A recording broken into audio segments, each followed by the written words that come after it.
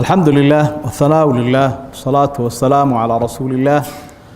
وعلى آله وأصحابه وموالاه. اللهم انفعنا بما علمتنا وعلمنا علما ينفعنا وزدنا علما. أما بعد، waxaynu ka bilaabaynaa suuratu Ali Imraan aayadda 221. qaala Allahu tacaala, ilaahay baa wuxuu uhi waa id waqti nebi maxamed oo ka waran oo dadka u sheeg غadowta min ahlik, reerkaaga ayaad ka kalahaysay,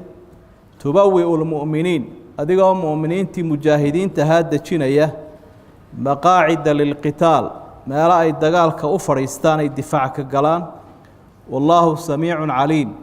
ilaahay baa wax walba maqlayo ogsoon. id waqti xus hammad ay doontay daa'ifataani minkum, laba qabiiloo idinka mid ihi, an tafshalaa, inay baqdaan bay dooneen. wallaahu waliyuhumaa, ilaahay baa taageerahooda iyo hiiliyahooda ahaa. wa cala allaahi rabbi dushiisoo keliya falyatawakal ilmu'minuun, dadka ilaahay rumeeyeen ha tala saarteen, dadka alla rumeeyey ilaahay keligii ha tala saarteen. walaqad nasarakum ullah, dhabnimo ilaahay wuu idiin hiiliyey bibadrin,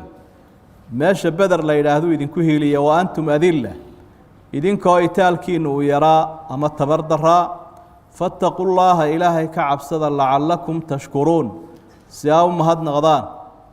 id waqti buu idiin hiiliye taquulu lilmu'miniin, dadka ilaahay rumeeye kula socday baad ku lahayd, alan yakfiyakum,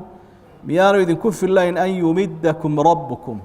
inuu ilaahiinu idinku xoojiyo, bi3,000 3,000 oo min almalaa'ikati ka mida, kuwaasoo munzaliina la soo dejinayo. balaa way idinku filan tahay, in tasbiruu haddaa adkaysataan, watattaquu ilaahayna ka cabsataan, wayaatuukum ay idiin yimaadaan malaa'igtu min fawrihim haada, wakhtigoodan hadda ah ee dhaqsaha ah. yumdidkum rabbukum, ilaahiinu wuxuu idinku xoojin doonaa, bi5,000 5,000 oo min almalaa'ikati ka mida, musawimiina iyaga oo calaamadsan. wamaa jacalahu allah, ilaahay gurmadkaa kamuu dhigin malaa'igta, ilaa bushraa lakum, bushaaru idinka dhigay, walitadma'ina quluubukum, iyo si qalbigiinu ugu xasilo,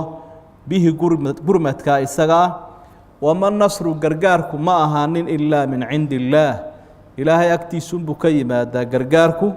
alcasiiz alxakiim, ee awoodda badnaa xikmadda lahaa, liyaqdaca, si uu u gooyo oo u halaago, darafan qayb min aladiina kafaruu, kuwa gaaladaa qayb ka mida si u halaagu idinku hiiliyey. aw yakbitahum, ama uu u jebiyo, aw yakbitahum, ama u murugo geliyo, labadaba. fayanqalibuu, dabeedna ay iska noqdaan khaa'ibiina, iyagoo guuldaraystay. waxaa halkan ilaahay uu kaga hadlayaa duulimaadyadii gaaladu ay soo qaadeen, hadday ahayd maalintii uxud iyo beder iyo maalmaha kaleba. marka la eego aayadaha hore wixii ay ka soo hadlayeen iyo waxa kuwani ay ka hadlayaanna munaasabadeeday leeyihiin ama way isku xidhan yihiin. waayo markii hore waxaa laga soo hadlayey dacwad la fidiyo oo dadka la gaadhsiiyo diinta xaqa ah, iyo kuwa doodaya in xujo iyo daliil la hordhigo oo dood lala galo, si dooddaa iyada ah loogu qanciyo dadka.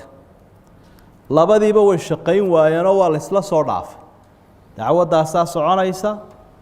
dooddaasina way ku xigaysaa. diidmay markaa keeneen, waxay bilaabeen markaa dagaal, ilaahay iyo awliyadiisaba inay ka hor yimaadaan. oo xataa arrintu maaha inay oggolaadaan mabda'a xaqa ah ee ilaahay uu adduunka la doonayo, inay daayaan dadka ha la gaadhsiiyeen. arrintu taa ma aha, ee waxay yidhaahdeen anigu ku diiday, waxaa shaygaa aada wadee xaqa ana wadi maysid. dagaal baa markaa ayayse soo taagtay. marka waa dacwad iyo dood iyo dagaal, saasay isugu xigtaa. suuratu waa maraaxilka ay marayso had iyo jeer dacwadda iyo qaybaheedu. suuratu naxli aakhirkeeda haddaad akhridana waa arrimaha ilaahay uu ku ishaaraya subxaanaه wa tacaala, udcuu ilaa sabiili rabbika بالحكمة والموعظة الحسنة وحوية الدعوة أسلوب كيدي وجادلهم بالتي هي أحسن إن ربك هو أعلم بمن ضل عن سبيله وهو أعلم بالمهتدين وضدي يضنا والطريقة في عن الله مريو وإن عاقبتم فعاقبوا بمثل ما عوقبتم به يضنا ودقال كيبا مركا آيات كاسنا إشارة كمناسبات النوع عوية سادرات ديد با مركا اكتو صراع إيا اللولنك كدحية الدنيا دان انت لقول نوليه أما انتي بني آدم كآدم إيا أولادي سبا إلهي وابو رأي mid soo socday buu ahaa quraanku wuxuu inooga soo bilaabay suuratul baqara bilowgeedii aadam oo weerar ku qaaday nabi ibliis weerar ku qaaday nabi aadam iyo hooyadan xaawa oo weerarkiisii sii waday oo xasad iyo kibir ka soo bilaabay oo ku dhameystiray inuu sabab u noqdo inay ka soo baxaan jannadii dagaalkaasi uu soo socday haddana suuratu al-maa'ida ayaa ilaahay wuxuu kaga waramay iyadoo mid qaabiil la yiraahdo ibliis ka dhaxlayo uu walaalkii haabiil ku quustay oo dilay awwala man sanna al-qatl kii ugu horeeyay isaguna dilka aynu maanta la il daranahay soo jideeyay ayuu ninka odayga ah waxa la wixii wax dilo oo dhan qayb baa saaran oo dambigoodii la saaraya qabaa'ilka islaynaya dawladaha islaynaya kooxaha islaynaya awwala man sanna al-qatl buha sidana ay u sii socotay waxay ku dhamaanaysaa ciise ibn maryam oo dili doona calayhi salaam dajaal al-a'war halkaas la isla gaari doona ila an yarith Allahu al-ardha wa man 'alayha marka sidaas aanay u heshiineen awliyada ilaahay iyo awliyada shaytaanku siraacaas marxaladaha soo maraya la qabso weeyo ha ka dhicine meel dhaxaad ku ambanaysa sidaas aan ahayn hadii aad doonto waa sunnat Allah iyo soo jireenkii si kala hadii loo eego taariikhda quraanku ina barayaaba saddex qaybooda midi waxa weeyaan taa ummadaha hore oo ilaahayba aad u cadcadeeyay midina waxa weeyaan tii nabi maxamed waqtigiisii joogtay oo iyadana aynu u taaganahay isagiina casharaaba dib loogu celiyay wixii uu soo joogay nabigu calayhi salaatu wasalaam inagana duruus bay noo tahay tu kala iyaduna jirto oo si uu quraanku u ishaarayo waxyaabaha ka dambeeyay rasuulka sallallahu alayhi wasallam taariikh al-islaamina hadda loo yaqaano intii nabigu geeriyooday ilaa hadda taariikhda u dhaxaysay iyaduna wax weyn weeyo runtii muraayadeeda maraajicda taariikhda ayaa laga akhriyi karaya si kala hadaynu dhigno waxaad arkaysaa taariikhdu miisaanka ay ku leedahay nolosha ummadaha iyo inay tahay wax lagu saxo qisadan oo qura taqriiban 60 aayadood ayaa ilaahay uu ku soo bandhigayaa muuqaalkii ay lahayd iyo nataa'ijka iyo sababaha halka aayaadkii soomka iyo xajka iyo arkaan islaamka waramayay marka tawxiidka laga reebo inta ay ka koobnaayeen marka wax la ihmaalin karo ama laga gudbi karo maaha shayga loo yaqaan taariikhda ee sida loo fahmayo iyo sida loo qorayo intuba ku xisaabtan bay leeyihiin hadigana laga qaadanayaa waxyiga waxaad ka warantaa nabi maxamedow waqtigii reerkaaga aad ka kala haysay adigoo dajinaya muuminiinta dhufaysyada ay ka dagaal gali lahaayeen waa dagaalkii Uhud ghazwat Uhud weeye taariikhdeedii كله يضاف فاهفاهسان حق الدمين كو قادن عشر كدنبه لكن إمك إنتن هو رواء إشارة إلى هاي ومارتي تلمامي وقت قال النبي وكلها هنا عليه الصلاة والسلام وحنا الله شيء وقت قاد بحيسي وأيه بعد الظهر بو بحي رسولك صلى الله عليه وسلم بعد الجمعة صلاة الجمعة مركو مدة كيي أي قلب كيسي دقال كحدي كل كاسو بحي واحد ديارين يمركا عدوى لبا ماشي أي كدقال قليل هاي dhufayska ay ka gali lahaayeen cadawga laga difaaci lahaa waqtigii la sii socday dadku waa qaybsamay kala dareen buu ahaa muuminiinta iimaankoodu qawiga yahay wax mowqifkoodu uu adkaa dar munaafiqiina baa iyaguna jirayo rasuulka sallallahu alayhi wasallam iyo asxaabtii khilaafay oo ka soo noqday dadkay sigeen waxa kamid ahaa laba qabiilo reer ansaareeda oo loo yaqaan Banu Haritha wa Banu Salima labada magac baa la oran jiray waa kii ka waramay Jaabir ibn Abdullah yalaha labada yada qabiilo in kastoo Ilaahay uu ku tilmaamay inay sigteen oo inay fashilmaan ama ay baqdaan ay ku sigteen haddana in la sheego oo qur-aanka lagu sheego iyo inaan la sheegin waxaan jecelahay buu ihi aan jeclaysta in la sheego waayo lifaaq baa ilaahay uu raaciyo uu ku ladhay oo wuxuu ihi waxay dooneen inay baqdaan masay baqanin wallaahu weliyuhumaa baa la socota buui marka baqahoodaaba waxa igala weyn buui mar haddii la yidhi awliyada ilaahay bay ka mid yihin oo intaa ilaahay uu qaray in la sheegaababa sax ahayd buui oo baqahoodii de intaasaa masaxaysa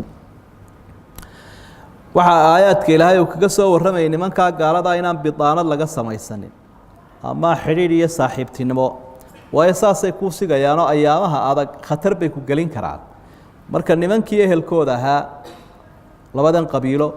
iyo saaxiibadoodiibaa siga si ay ugu akhriyayeen been iyo balaayo ayay ku sigteen inay ka reebaan rasuulka sala allahu calayhi wasalam iyo asxaabtiisa waxa markaa halkan uu soo dhexgeliyey rabbi qisadan uxud wuxuu soo dhex dhigay qisadii maalintii beder iyadoo si kooban u soconaysa faahfaahinteeduna waxa ay noogu iman doontaa suuradda loo yaqaano suuratu lanfaal oo rabbi uu kaga warramay qisadaa beder si fiican ugu faahfaahiyey halkaasana inoogu iman doontaa taariikhdeedu halkan wuxuu ilaahay inoogu xusayaa un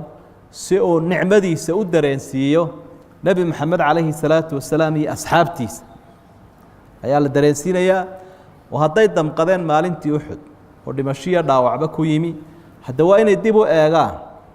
si nasriga ilaahay iyo nicmadiisa ay u xusuustaan maalintii beder waa inay dib u eegaan xaaladoodu se ahayd iyo halkuu ilaahay gaadhsiiyey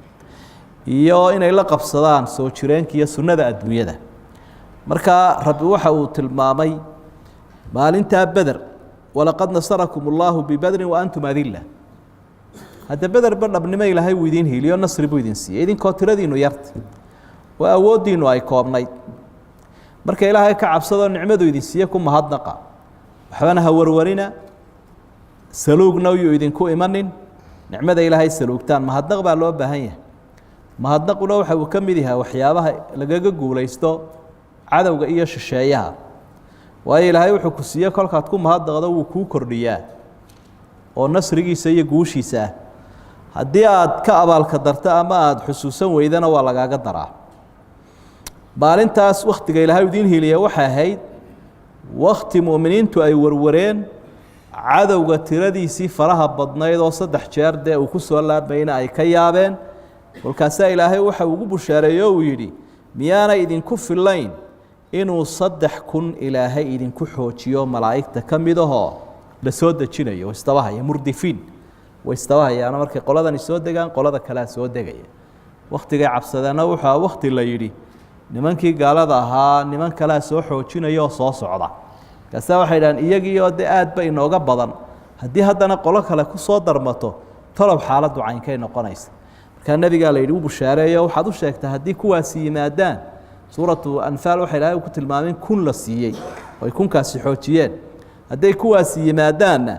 waxa la idinku xoojin doonaa 3,000 haddana 5,000 baa la gaadhsiin doonaa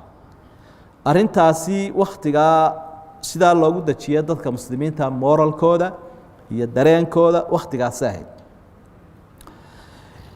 in tasbiruu watattaquu wayaatuukum min fawrihim haada waxaase laydinka baahan yahay sabir baa loo baahan yahay sabir dacwaddu sabir bay u baahan tahay camalfalku sabir buu u baahan yahay cadowga lala dagaalamayana sabir buu u baahan yahay noloshuna sabir bay macno ku samaysaa noloshana waxa macaaneeya sabir culayskana kaa fududeeya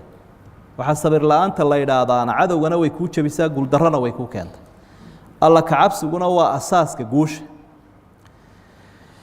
marka haddii idinku sabirkaa la timaadaan iyo alla kacabsigaa malaa'igtuna dhaqsi ay u yimaadaan 3,000 baa imanoo 5,000 baa laga dhigayo halkaasaa dabeedna ilaahay uu guushiisa idinku siinaya idinku dhammaystiraya marka halkan ilaahay uhi waya'tuukum min fawrihim haada laba tafsiirba way noqonaysaayo midi waxa weeyaan gurmadkaa markuu ilaahay keeno malaa'igta ah oo malaa'igtu ay yimaadaan iyagoo si dhaqsa ah u socda malaa'igtii ilaahay uu ballan qaaday ay kolkiiba yimaadaan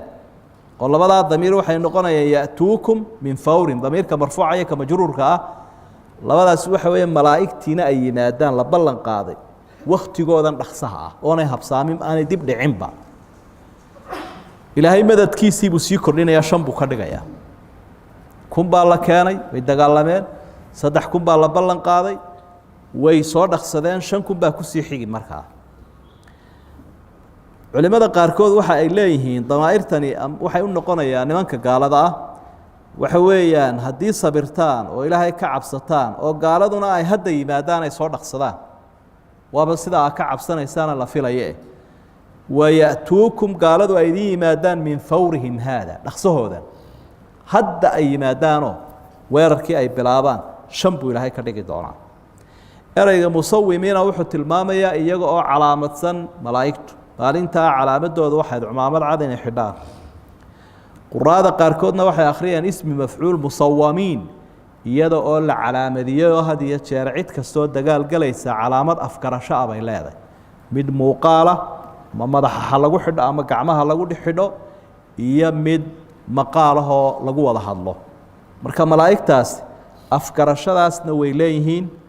oo iyaga calaamad leh ama la soo calaamadiyay labadaba gurmadkan isaga ah kunku way ka qayb galeen 3,000 iyo 5,000 bushaaray ahaayeen oo haddii nimankaa gaaleeda laga baqayaa iman lahaayeen bay iyaguna soo degi lahaayeen gurmadkaa faa'iidadiisa ilaahay wuu tilmaamay oo wuxuu ahaa bushaaro wamaa jacalahu allahu ilaa bushraa lakum walitadma'ina quluubukum bih waa bushaaro iyo qalbigoo dega col dagaalamaya si uun cabsi u hayso cadowgu ka fara badan yahay arrimaha ugu cajiibsan ay helaan waxaa ka mida gurmad baa idiin yimid marka la yidhaahdo iyada oo si uun ay u dhegataagayaan ama dagaalkii la kala food qaaday oo weli la isor fadhiya marka la yidhaha hadda innaga gurmad baa inoo yimi itaalkoodii baa kordhaya iyo dareenkoodii iyo macnawiyaadkoodii baa kordhaya cidda kale ka soo horjeedana marka la yidhaahdo qoladii aad dagaalamayseen wakaasoo gurmad baa u soo dhacay wadnaha hoos u dhacaya oo waa min asbaab alhaziima waxyaabaha jabiye colaalka ayay ka mid tahay sidaa daraaddeed baa xeeladuhu isticmaalayay bay ahayd ama farsamooyinku isticmaalayay khaalid ibnu waliid allaha ka raali noqdo dagaalkii adkaay la odhanayay ghaswatu mu'ta ee dhacay sanadii 8aad asxaabtu 3 kun bay ahaana waxay ku beegmeen nimankii reer Yurub ee dagaalka aad u yaqaanay wax 100 kun ku dhow dee intay kala fogyiin waa dareemi karaysa asxaabtuna way mitideen oo dhowr maalmood markay dagaalamayeen saddexdii qaa'idna ay ka dhinteen iyadoo laba magacaabin buu ismagacaabo uu la wareegay si ummadda u badbaadiyay Khalid ibn Walid waxaynu uga jeednaa qisadu way dheer tahay farsamuu sameeyey markaa ilaan madaafiic la iskuma ridaynina waran iyo waxa la isula tagay saafiyo laab iyo qaanso waa la isu muuqday waaba dad isbartayba markii dhowr cisho la soo hor fadhiyay waa la isfahmayba qolo waliba halkay ka dagaalgalaysa isagu markaa muxuu sameeyey si uu cadowga ugu muujiyo gurmad cusub inuu yimid ayuunbuu kala wareejiyay dadkii intii xaggana qolo aanay saqoon buu hor fadhiisiyay kuwii xaggaana qolo kale u keenay dadna gaaladu way eegaanuna waxay dhahaan war meeshii ragga aynu isnaqaanayba maahee ee dhowrka cisho aynu isaysanay dee waa qolo cusub kuwanina waa qolo cusub xaggaa dambena farda iyo waxbuu eriyay oo siigo ayuu ka kiciyay fara badan yoolbeenaadka wixii la odhan jiray ayuu sameeyay daymanka diyaaradaha iyo taangiyada iyo botonna la taabtaa qiiq sii daayo oo markaa loo muujinayo inuu taangiga ama diyaaradii meeshan joogto oo waanay ka dhexbaxaysa diyo kale uu sameeyey dabeedna waxay dhahan wallaahi halkaana dee ciiro fara badanna way baxaysa raggaynu sarkayna raggaan hayna way yimaadeen waar meesha nimankii gurmad baa u yimide bal dib aynu u yaro guranno isdawaaba intuu doonaya inuu ragga badbaadiyo kolkaa isna dib buu u gurtay iyana dib bay u gurteen kalama adkaan bay ku dhammaatay kalama adkaanka ma taqaanaa waxa weeyaan laba ciyaalku markay dagaalamaan ay ismari waayaan war kalama adkaan baynu ina kala kaxee baa la yidhaha waynu ismari weyne marka haddii aanu sidaa yeeli lahayn afka la gashan lahaa meeshuna dee meel fog bay ahayd almuhim waa kaa ilaahay tilmaamaya wamaa jacalahu allahu ilaa bushraa lakum walitadma'ina quluubukum bih qalbigaa la doonay inuu dego bushaarana way ahayd wama nasru ilaa min cindi illaahi alcasiizi alxakiim waxay tilmaamaysaa gurmadku ma aha malaa'igta mana aha mu'miniintoo keliya laakiin waa ilaahay xaggiisu ka yimaadaa subxaana wa tacaala gurmad addoomuhu ma bixiyaana ilaahay baa bixiya waxaa lala imanayaa uu asbaabti xataa malaa'igtaa faraha badani gurmad aan ilaahay doonin may keeneen ونتيجة كصوب حذي مالنتا وحين نقطي ليقطع طرفا من الذين كفروا أو يكبتهم فينقلبوا خائبين قال ذي قيبنا ويدنتين هو بابين قيبنا مروقة يعيل يعرى يلا لودين تضبات كيل الدلاج طرف باقو معناه واحد باقو ذي عدو يسوتي إسحام بارسنا مالنتا بدر واحد باقو ذي بقول يا أفرت النبا ماشى كبح واحد انتي واحد أو عميبة وواحوين وين انتي كلنا كبت وحويا وعيلك يا عرضة يا حزن يا مروجة يقول دريستو خايبينه والله ذا يا مروجة يا عيل يا هالكي كان نوضين مركا وحين ناركي دونا إن شاء الله waxyaabaha ku xigay waqtiga dambe soo raacay dagaalka isaga ah Badr oo si kooban ilahay uu sheegay marka macnaheedu waxa weeye hadii maalintii wuxuu wax idin soo gaareen maalinkaaba xusuusta ila waa u soo joogteen oo arkayseen ilaahay guusha idin siiyay mikana uu joogaa imtixaan baa hayda sabra wallahu a'lam